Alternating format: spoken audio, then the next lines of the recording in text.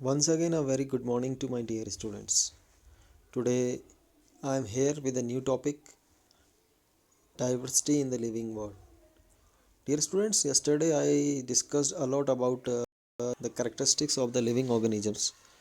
Now, I am extending the topic and I am going to discuss about the biodiversity, and then I will start how these living organisms are classified, or are these are grouped into various groups or categories, and what are the criterias. We will discuss a lot about them. Okay, so as I mentioned earlier that I will follow the NCERT content. So I am going to explain according to NCERT that what is biodiversity, and how we can classify or how we can put these living organisms into different categories. So if you will look around you, you will find or you will see a large variety of the living organisms, be it potted plant, insects, birds, your pets, and other animals and plants. There are also several organisms that you cannot see with your naked eyes, but they are all around you. I mean to say that if you will see around you, you will observe a variety of organisms.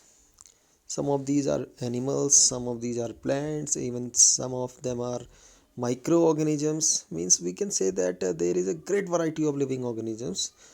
And if you will increase the area, if you will increase the area and then observe it, you will find out that while we are increasing the area, the number of the organisms is quite increasing. Means बढ़ते हुए area के साथ जो living organisms का number है, उनके types हैं, उनकी वैरायटीज़ हैं, वो भी इंक्रीज करते चले जाएंगे. Even if you will observe a dense forest, अगर आप किसी डेंस फॉरेस्ट को देखते हैं तो you will find out that the number of the variety of the living organism is quite greater comparatively to other regions in a dense forest. ठीक है. And it means show it shows that a different variety or a single variety or a single kind of living organism can be referred as a species. Now we know very well that what is a species. A species is a kind of individual which can interbreed and can produce its similar kind of fertile offspring. Okay, later on we will discuss it in more detail. So if you will observe, there is a great variety of living organisms around us, and variety means a great number of species around us. ठीक है. And so we can say that this refers to the biodiversity or the number and the types of the organism present on the earth.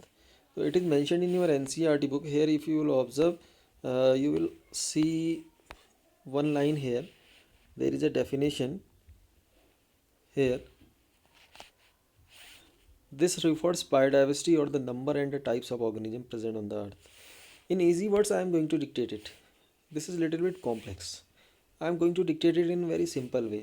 If you are selecting a particular area, the number of the individuals which are present there can be referred as biodiversity.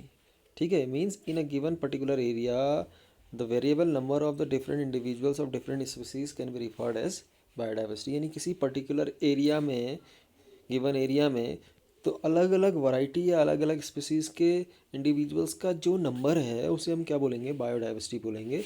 And for your kind information I am going to tell you that the number of species that are known and described are 1.7 to 1.8 million. यानी कि आज तक human being को 1.7 से लेकर के 1.8 तक million तक डिफरेंट स्पीसीज़ के बारे में इंफॉर्मेशन है. अभी yet to be discovered many, पता नहीं कितने और हैं, अभी तो हमने डिस्कवर ही नहीं किए हुए हैं. Is it clear now? So what is biodiversity? Biodiversity means a number, the number and the type of different types of organisms which are present on the earth, or the different types of or different numbers of the living organisms present on a particular area is called as biodiversity. And I told you that if you will increase area, you will find that the number of individuals are quite greater. So biodiversity will definitely increase if you will search for a wider area. ठीक है. Now at stated earlier, there are millions of the plants and animals in the world. We know the plants and animals in our own area by their local names. Now, as I mentioned earlier, कि हमारे चारों ओर तकरीबन 1.8 million species हैं plants और animals की, and you will be surprised, out of them 1.2 million अकेले animals की species के बारे में हमें पता है, अभी केवल 0.5 मिलियन स्पीसीज़ प्लांट्स की पता है हमें।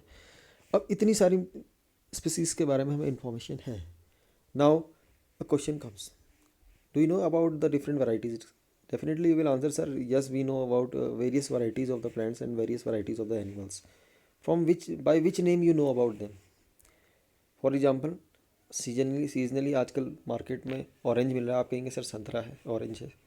सिमिलरली सीजनली आपको बनाना मिल जाता है। बनाना तो खैर एवरी सीजन में आपको अवेलेबल होता है। सीजनली आपको मैंगो मिल जाता है, लीची मिल जाती है। It means you know that these varieties of plants by their local names.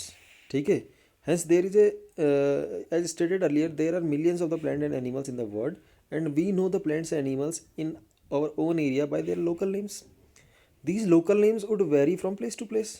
Now ये local name जिनको हम यूज़ कर रहे हैं ये वेरी करेंगे place to place. For example छोटा सा एग्जाम्पल मैंने दिया, आप संतरा और ऑरेंज, हम लोग इंडिया में संतरा कह रहे हैं या नारंगी कह रहे हैं, ब्रिटिशर्स जो है उसे ऑरेंज कह दे रहे हैं। सिमिलरली यहाँ मैंगो को आम कह दे रहे हैं, ठीक है, एंड ब्रिटेन में से मैंगो कह दे रहे हैं, और अदर अदर कंट्रीज़ में अलग अलग नेम से जाना जाता होगा। I am giving quite example to you.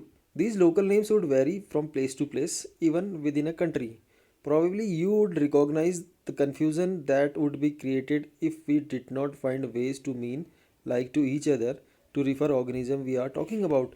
So it can create a confusion between the peoples. Suppose I am talking about arm to a Britisher, and I'm regularly I'm saying arm. The Britishers might not be able to what I am saying. उसे features तो समझ में आएंगे, but मैं किसके बारे में बात कर रहा हूँ उसे समझ में नहीं आएगा। It can create a confusion. Hence there is a need to the standardize the naming of the living organism such that the particular organism is known by the same name all over the world. तो इसीलिए एक ज़रूरत आन पड़ी कि इतनी सारे species हैं, अगर स्पीसीज़ को सबको अलग अलग जगह अलग अलग नाम से जाना जाएगा तो एक कन्फ्यूज़न क्रिएट करेगा। तो ज़रूरत ये आई कि हर एक स्पीसीज़ को एक पर्टिकुलर नेम दिया जाए। जैसे हमारे यहाँ बच्चा पैदा होता है उसका नाम रखा जाता है ना, नामकरण संस्कार बोलते हैं उसे। सिमिलरली इंग्लिश में भी यानी कि साइंटिस्ट ने भी क्या किया, नामकरण किया एक तरह से। इस नामकरण को जो वर्ड दिया नोमेनक्लेचर, इसको वर्ड दिया, क्या क्या वर्ड दिया, नोमेनक्लेचर। ठीक है, ऑब्वियसली नोमेनक्लेचर और naming is only possible when the organism is described correctly and we know to what organism is named attached to. This is called identification. Now suppose you are going to the road, आप road पे जा रहे हैं and you are observing one animal. आपको road में एक animal मिलता है। Now I am giving you some clues and you have to think in your brain only. आपको खुद सोचना है।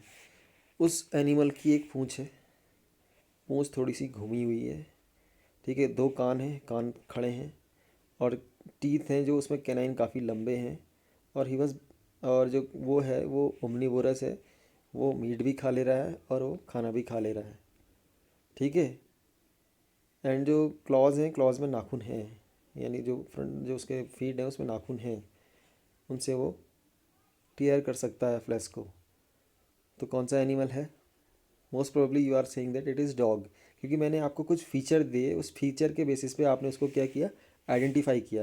यानी सबसे पहले किसी भी लिविंग, मैंने कहा ना 1.8 के बारे में हमें पता है, हो सकता है और भी कुछ मिल जाए, उसे भी आइडेंटिफाई करना ज़रूरी है। तो आइडेंटिफाई करने के लिए हमें सबसे पहले क्या करना होगा कि हमें किसी भी चीज़ को पहचानना होगा। पहचानने के लिए हमें क्या करना होगा, आइडेंटिफाई करना होगा। आइडेंटिफिकेशन के लिए सबसे पहले हमें क्या होना चाहिए, उसके सारे के सारे कैरेक्टर्स वेल डिस्क्राइब्ड करने चाहिए।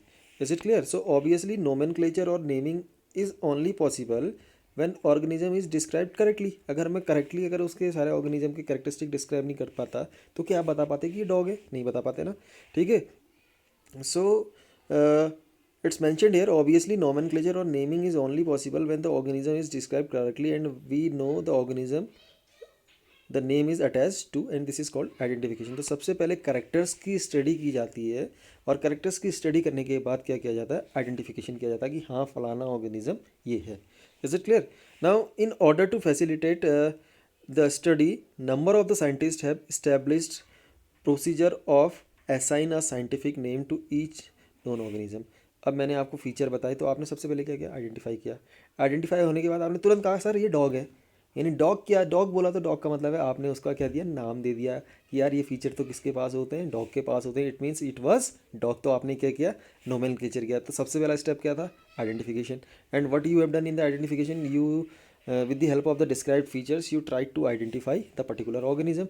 Then after identification you went for nomenclature, आपने उसको nomenclature किया, ठीक है. In order to facilitate the study, number of the scientists have established a procedure to assign a scientific name to each non organism. तो scientist ने क्या किया, हर एक ऑर्गेनिज्म को एक स्पेसिफिक नाम देने के लिए कुछ प्रोसीजर्स को उन्होंने फॉलो किया, ठीक है. Now what are the procedures for plants?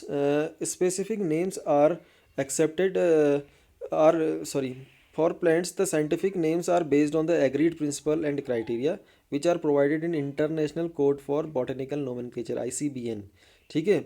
Now तो प्लांट्स को जो साइंटिफिक नेम दी गया, जैसे फॉर एग्जांपल प्लांट्स के लिए Pisum sativum is a scientific name of garden pea, you know very well about it. So, similarly hibiscus rogensis is the scientific name of China rose, ठीक है. तो यानी कि plants को जो साइंटिफिक नेम दिए, उन साइंटिफिक नेम्स को देने के लिए यानी नोमेनक्लेचर करने के लिए कुछ रूल्स को फॉलो करना पड़ता है. नाउ ये रूल्स किसने प्रपोज किए? ICBN ने. What is the full form of ICBN? International code for botanical nomenclature. Similarly अगर एनिमल्स को नोमेनक्लेचर करना है तो उसके लिए भी कुछ रूल्स को फॉलो करना होगा. और ये जो रूल्स दिए हैं किसने दिए हुए हैं? ICZN ने, international code of zoological nomenclature. B for botany, Z for zoology. Botany for study of plants and zoology is for study of animals. The scientific name ensures that the each organism has only one name. Her scientific name हमेशा ये ensure करता है कि किसी एक organism का एक ही नाम हो. ऐसा नहीं कि मैंगो को यहाँ कुछ और साइंटिफिक नेम दिया, अलग जगह अलग दे दिया, अलग जगह अलग दे दिया. It's not possible. एक ऑर्गेनिज्म का एक ही साइंटिफिक नेम हो और एक साइंटिफिक नेम वाला एक ही ऑर्गेनिज्म हो. Is it clear? Okay, they also ensure that the such name has not been used for any other for known for other known organism. यानी एक ऑर्गेनिज्म को एक ही नाम दिया जाए और एक नाम एक ही ऑर्गेनिज्म को दिया जाए. Getting my point? Okay, now biologists follow a universally accepted principle to provide scientific names. Now अब साइंटिस्ट क्या करते हैं, इसके लिए एक यूनिवर्सल प्रिंसिपल फॉलो करते हैं. Now you know very well about it. In 9th class you have been studied about it. Binomial nomenclature. Now who is the father of binomial nomenclature? Carolus Linnaeus. तो Carolus Linnaeus ने किसी भी living organism को binomial nomenclature करने के लिए सबसे पहले स्टेप उठाया था. So that's why he is also called as father of binomial nomenclature, ठीक है. Now what are the 4 characteristic features और 4 criterias which we have to follow while we are going for the binomial nomenclature? I am going to tell you. Now the first, providing scientific name. While we are going to provide a scientific name, ठीक है, we always use which language? Latin language. पहला rule, कभी भी हम binomial nomenclature करेंगे तो उसके लिए हम जो कुछ रूल्स फॉलो करेंगे. पहला rule, biological names are generally in Latin and written in italics, ठीक है. एंड दे आर लैटिनाइज्ड और derived from the Latin irrespective of their origin. तो सबसे पहली बात हमें जो ध्यान में रखनी है कि जो हमें बाइनोमियल नोमेनक्लेचर करना है या जो साइंटिफिक नेम देना है वो हमें लैटिन लैंग्वेज में देना है. इवन कहीं भी उसकी डिस्कवरी हो, चाहे इंडिया में हो, चाहे नेपाल में हो, चाहे ब्रिटेन में हो, चाहे जर्मनी में हो, हमने उसको लैटिन नाम, मतलब उसको लैटिन में उसको क्या बोलते हैं उसको हमने सबसे पहले ढूंढना है और लैटिन लैंग्वेज में हमें साइंटिफिक नेम रखना है. Number 2, the first word in the biological name represents the genus while the second component denotes the specific epithet. अब बाइनोमियल नोमेनक्लेचर है तो यानी 2 नाम, बाई मीन्स 2, नोमियल मीन्स नेम. तो यानी 2 नाम दिए जाएंगे. पहला नाम तो जो दिया जाएगा, पहला जो नेम दिया जाएगा वो जीनस होगा उसका, दूसरा जो नेम होगा वो उसका स्पीसीज होगी. Third, both words in biological name when hand written are separately underline. अच्छा, फर्स्ट थिंग. अच्छा, और if they are in printed form they will be in italic font, ठीक है. तो अब दूसरी बात, अगर इन्हें हैंड रिटन फॉर्म में होंगे तो सेपरेटली अंडरलाइन करेंगे, यानी जीनस को अलग अंडरलाइन करेंगे और स्पीसीज को अलग अंडरलाइन करेंगे. वहीं अगर ये आपका क्या बोलते हैं प्रिंटेड फॉर्म में, अगर जैसे for example you are observing here in the printed form, ठीक है, अगर ये प्रिंटेड फॉर्म में है तो ये फॉन्ट जो यूज़ करेंगे हम इटैलिक फॉन्ट यूज़ करेंगे. Clear? Fourth rule, while we are writing the scientific name और द बायोलॉजिकल नेम, ठीक है, तो first letter of the genus will be always capital letter. तो फर्स्ट लेटर जो होगा वो हमेशा कैपिटल लेटर होगा. एंड जो सेकंड वर्ड है, स्पीसीज का जो वर्ड है, जो इसका फर्स्ट लेटर होगा, it will be always small letter. For example if you are observing here Mangifera indica, it's not underlined because it is in printed form, ठीक है. I am just enlarging it. Mangifera indica you are observing, ठीक है, it is written in capital letters and M of the Mangifera is capital and I of the species is small. So what are 4 rules? Whenever the scientific name will be written, it will be written in the Latin language. Second, ठीक है, the first word will be always represent the genus and the second word will be always represent to the species, ठीक है. while they are written in the form of the handwritten form, they will be underlined separately. If they are in printed form, they will be in italic font. Fourth, the first letter of the genus will be always capital, and while the first letter of the species will be always small. Clear? Example, Mangifera indica. Similarly, there are various examples you can write down yourself. Okay. Now second step is completed. Now you have done identification, and then you have done what? Nomenclature. Now third step comes. Now what is third step? Third step is called classification. Now what is classification? You know very well that classification is a process of putting different individuals into different categories based on their similarities and dissimilarities. In class 9 you have been studied about it. ठीक है, means classification. अब आपने organism को पहचान लिया कि ये organism है, उसको नाम भी दे दिया. अब आप क्या कहोगे कि यार इस ऑर्गेनिज्म की जगह क्लासिफिकेशन में कहाँ, इसका आप क्लासिफिकेशन करोगे, ये ऑर्गेनिज्म कहाँ जाना है. For example, you are coming in the school. ठीक है, you are coming in the school and you are sitting in the 11th C. Why you are sitting in the 11th C? सबसे पहले आप school आए. ठीक है, you are coming into the school. Then initially what I have done identification. These are those students who have been passed, who are past class 10th और in class 11th. तो पहला मैंने कहा कि तुम्हारा आइडेंटिफिकेशन डिस्क्रिप्शन तुम्हारा check किया कि जो बच्चे 10th पास हो गए हैं वो 11th में जाएंगे. Is it clear? नाउ अब मैंने तुम्हें नोमेनक्लेचर करना है कि अब तुम्हारा नोमेनक्लेचर हो गया. You are the student of PCMB. Why? Because you are opting biology. So that's why in your biology section. तो आपका एक डिस्क्रिप्शन ये है कि आप बायोलॉजी सेक्शन ले रहे हो. तो मैंने आपको क्या कह दिया, you are the student of Gaurav sir और PCMB. You are the student of PCMB. Now you will sit in the class 11th C. ठीक है, अब उसके बाद मैंने आपको क्या किया, 11th C में आपको मैंने दे दिया, यानी मैंने आपको क्लासिफिकेशन किया. मैं I identified your characteristics, then I put into a separate group. ठीक है, बेस्ड ऑन योर सिमिलरिटी. अब देखो 11th C में बैठने वाले सारे बच्चे सिमिलर हैं, 11th D में बैठने वाले सारे बच्चे सिमिलर हैं, 11th B में बैठने वाले सारे बच्चे सिमिलर हैं और 11th A में बैठने वाले सारे बच्चे सिमिलर हैं. Based on the properties, based on the characteristics, based on the similarities and dissimilarities, the organisms are grouped into various groups or categories. This is called classification. Now if you will observe in classification, we have various groups. Like अगर हम नीचे से ऊपर से करें तो species is the smallest group, then genus, then family, then class, then genus, species, family, species, genus, family, order, class, then phylum, then kingdom. These are some groups, and a particular group is called as taxon. Later on we will discuss about it. This is what is taxon. So this is called taxon. Is it clear? So while we are going for the taxonomy, we have to, what is taxonomy? Taxonomy is a branch of science which deals with the identification, nomenclature and classification of all living organisms. Is it clear? So while we are going for the taxonomy, here it is mentioned also. ठीक है, and the taxonomy has various groups or categories which are also called as taxa. ठीक है, in which different organisms are kept. ठीक है, hence based on the characteristic all living, you can see the last paragraph. Hence based on the characteristics all living organisms can be classified into different taxa. Now what are these taxa? I told you that species is a taxa, genus is a taxa, family is a taxa, order is a taxa, class is a taxa, phylum is a taxa. ठीक है, this process of classification of taxonomy, यानी किसी particular individual को किसी particular category में रखने की process ही क्या है, टेक्सोनॉमी है. ठीक है, external and internal feature along with the structure of the cell development process of ecological information of organisms are essential and form the basis of the modern taxonomic studies. ठीक है, now एक term और आता है इसमें, I am going to conclude very fastly. इसको बोलते हैं systematics. Now what is systematics? Now systematic जो वर्ड है एक लैटिन वर्ड से डिराइव हुआ है. लैटिन में इस वर्ड का नाम है सिस्टेमा. सिस्टेमा का मतलब होता है अरेंजमेंट ऑफ लिविंग ऑर्गेनिजम्स. तो आप बोलोगे systematics is a branch of science which deals with the arrangement of living organisms on the basis of their identification, classification, nomenclature and classification. जो taxonomy की definition है वही आपकी systematics की भी बनती है. Now what is taxonomy? Taxonomy is the arrangement of living organisms into different taxons. ठीक है, based on identification, nomenclature and classification. Similarly, what is systematics? Systematics is the branch of science which is derived from the word systema. ठीक है, which includes identification, nomenclature and classification of living organisms. ठीक है, and it also helps to study us on the basis of their evolutionary relationship.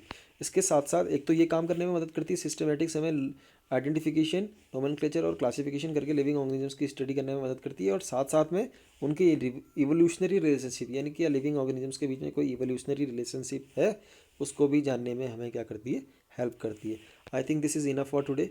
ठीक है। I think if you have any query बेटा, you can directly ask me.